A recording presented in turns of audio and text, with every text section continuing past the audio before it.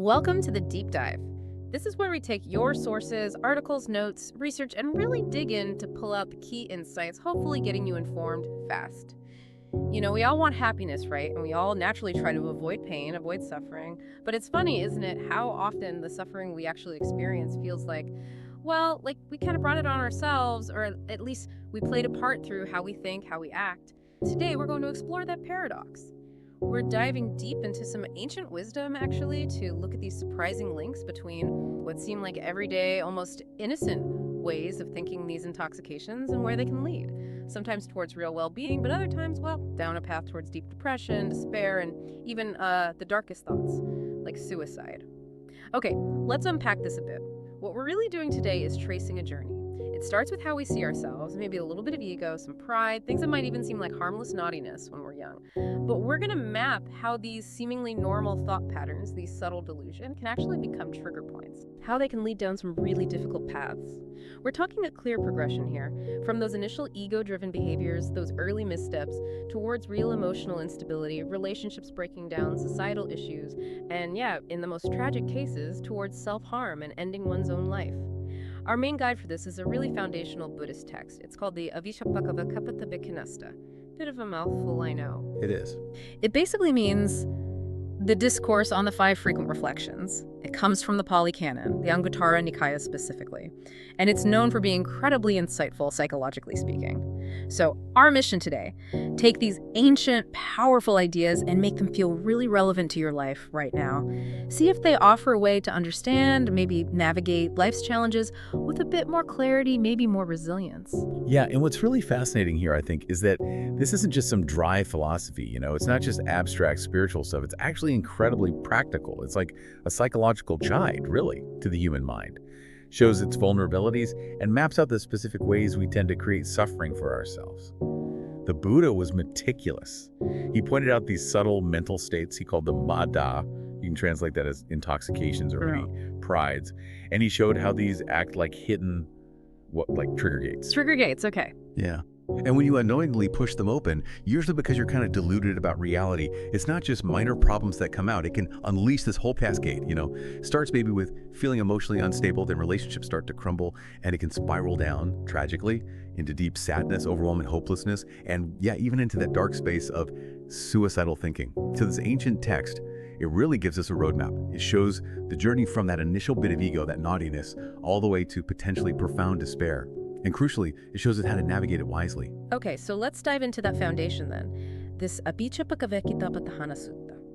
It lays out 5 core facts. 5 things the Buddha said everyone should contemplate frequently, regularly. It's not just a suggestion, it's presented as essential, like ongoing mental practice for anyone who wants to understand themselves and the world more deeply, more liberatingly. They're called Abhijapakavakkapatahana, which means grounds for frequent contemplation. So it emphasizes that continuous practical side of it. And here's where it gets really impactful, I think. Because these aren't vague ideas. The Buddha states them so directly. Let's go through them. The first one is, I am subject to aging. I have not gone beyond aging. Basically recognizing that getting older, with all the changes that brings, physically, mentally, it's inevitable, it's universal. It's not just something that happens to other people, it's happening to us right now. It's baked into our biology. Okay, second reflection builds on that. I am subject to illness. I have not gone beyond illness. So acknowledging sickness, whether it's just a cold or something chronic or a really serious disease, it's part of the human package deal, isn't it? Absolutely. No matter how fit we feel or how well we eat, we're all susceptible. It really highlights our fragility, I suppose, even when we feel strong. Yeah, that sense of inherent fragility. Then the third one, and this is often the toughest one, I think. I am subject to death. I have not gone beyond death. This is looking our own mortality straight in the eye. Death, the ultimate unavoidable reality for every single living thing. From the moment we're born, we're heading towards it. And, no amount of money or power or luck changes that fundamental fact. It's the great equalizer, in a sense. Right. And the fourth reflection, just as poignant, maybe even more relatable day to day. I must be separated and parted from all that is dear and beloved to me. This points to the impermanence of everything we cherish, like everything. Our loved ones' family, friends, partners. but also our stuff, our status, our job, our reputation, even our own body, everything we hold on to, everything we identify with. It's all subject to change, to loss, eventual separation. It's a tough one to sit with, that radical impermanence. Definitely. And then the fifth one, this one feels different, maybe more empowering. I am the owner of my actions, the heir of my actions, born of my actions, related to my actions, supported by my actions. Whatever actions I do, good or evil, of those I shall be the heir. This one really emphasizes our personal responsibility, doesn't it? For everything we do, say, even think. Intentionally, anyway. It suggests we're not just passive victims of fate, we're actually the architects of our own experience. Every choice, every action creates ripples, and ultimately we're the ones who experience the results, good or bad, now or later. Exactly. Profoundly empowering, as you say.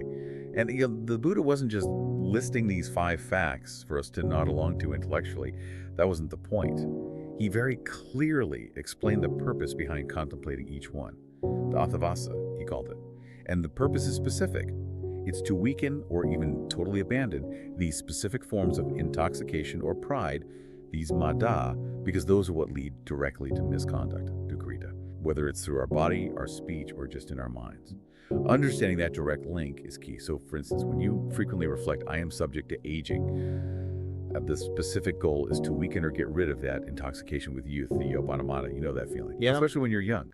Boundless energy, maybe a bit of arrogance, thinking you know better than older people, maybe acting recklessly. Yeah, definitely recognize that. Right. This reflection helps dismantle that illusion. That feeling that youth lasts forever, it grounds you in reality.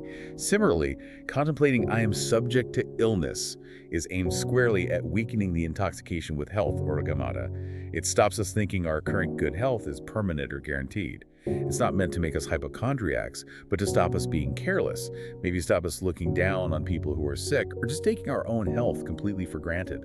It fosters a kind of gentle carefulness. A bit of humility about our physical state. Exactly. Humility and care.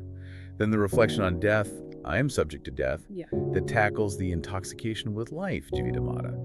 And this one's crucial. It's not about being morbid, not at all. It's about realizing life is precious because it's fleeting. That awareness stops us wasting time, stops us putting off what really matters, maybe stops us getting complacent about our own, ethical development or spiritual growth. It gives life urgency, meaning. Right, makes you focus on what's important now. And when we reflect on separation, I must be separated from all that is dear.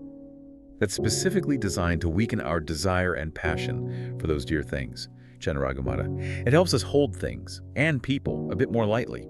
You can still love them, cherish them deeply right now, but without that desperate clinging that causes so much pain when things inevitably change or are lost. It's about loving fully, but wisely, with less attachment. Learning to let go, in a sense. In a very profound sense, yes. Letting go of the clinging. And finally, that fifth one, contemplating I am the owner of my actions. Come on. That is a direct antidote to engaging in all kinds of misconduct, bodily, verbal, mental, dukkha, because that understanding forces you to pause, doesn't it? Makes you think about the consequences down the line. It's so important to get this. These reflections aren't meant to make us depressed or fatalistic. Quite the opposite. They're incredibly powerful psychological tools. They help us see clearly, cut through the delusions that fuel those selfish impulses, those unskillful actions. Ultimately, they prevent the suffering that follows. They stop that initial ego-driven arrogance, that naughtiness we talked about, that short-sightedness that starts us down potentially very dangerous self-destructive paths. That's a really clear framework, seeing how these basic truths can counteract those delusions. Yeah. And this is where we make that key transition, right? How these mada, these intoxicating delusions, don't just lead to general bad behavior, but how they specifically morph into these trigger gates, as you call them, gates, that can lead directly towards depression and other really deep forms of suffering.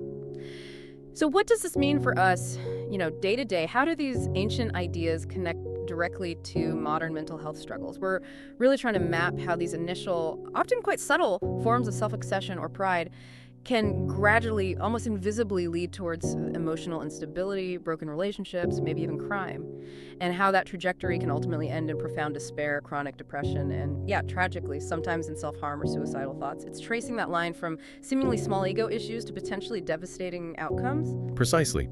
We frame these as 5 major depression trigger gates. Think of them as hidden doorways to serious inner breakdowns. Each mada, each intoxication, has a core illusion driving it.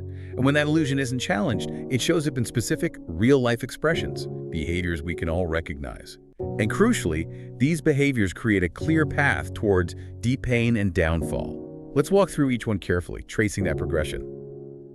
Okay, gate 1. Jarādhammomhi pride in youth. We can call this the gate of ego collapse. The core illusion is simple. I'm young, I'm invincible. It's that feeling, maybe strongest when you're a teen or in your early 20s, of having endless energy, endless time, like you're immune to bad stuff happening. Rules don't apply, you can bounce back from anything. Yeah, the superhero complex? Kind of. And the real-life expressions. Well, you see it in teen rebellion, but not just pushing boundaries harmlessly. It can be a deep rejection of any wisdom or authority. Parents, teachers, rules, Right. leading to real clashes. It fuels relationship toxicity, Yeah. treating partners like they're disposable, maybe cheating, manipulating. And because you think you're youth and charming, there's always another option waiting. Ouch. Yeah. There's often an addiction to validation, especially now with social media, right? Your self-worth gets totally tied up in likes, looking good, status. It becomes this constant anxious chase for approval. And it can harden into real defiance of parents, teachers, scoffing at advice, pushing every limit, shirking responsibility, all because of this misplaced sense of being superior or knowing better. Now, the deep pain and downfall from this gate, it can be brutal. When that invincibility bubble inevitably bursts, maybe through social rejection, a big failure, a painful breakup, the resulting emptiness can be overwhelming, especially if your whole identity was built on that external validation. So the ego collapses. Exactly. The ego built on youth collapses, and because coping skills might not be well developed, breakups can escalate. The intense pain, the feeling of your world shattering, can lead to desperate acts, sometimes aggression towards others, sometimes tragically self-harm. The constant peer pressure to keep up appearances creates huge anxiety. And ultimately, when the external props fall away, relationships crumble. There's often a profound loss of identity, which is a direct route into severe depression. You realize you built your house on sand and now it's gone. You see the link. From youthful ego to potential collapse and despair. Okay, gate 2. Jarādhammomhi pride in health. Let's call this the gate of overconfidence. The core illusion here is, I'm strong, I'll never fall. It's that subtle belief that our physical health, our energy is just permanent. Leads to a kind of hubris about our body's resilience, underestimating how fragile it really is. Taking health completely for granted. Right. And the real-life expressions. You see it in relentless overwork. Pushing way past sustainable limits, skipping sleep, ignoring signals from your body because you think you're a machine. A basic neglect of rest becomes normal. Seeing sleep or breaks as weakness or wasted time. This pride can also fuel risky behaviors, substance abuse, unsafe sex, reckless driving, driven by that illusion of immunity, thinking it won't happen to me or I'll recover quickly.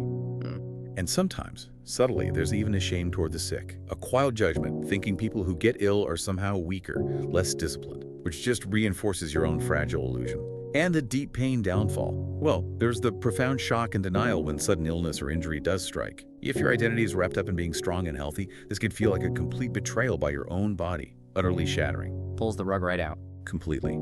This often leads to isolation during sickness. People who prided themselves on self-sufficiency find it hard to ask for help. They withdraw, become consumed by the decline. When mental fatigue is ignored, just pushing through becomes the default. That leads to chronic stress, burnout. And that sustained chronic stress from constantly overriding your body's limits is a very common trigger for depression. The body and mind just give out. The illusion crashes. Hopelessness sets in. Gate 3. Jarādhammomhi pride in life. This is the gate of impermanent shock.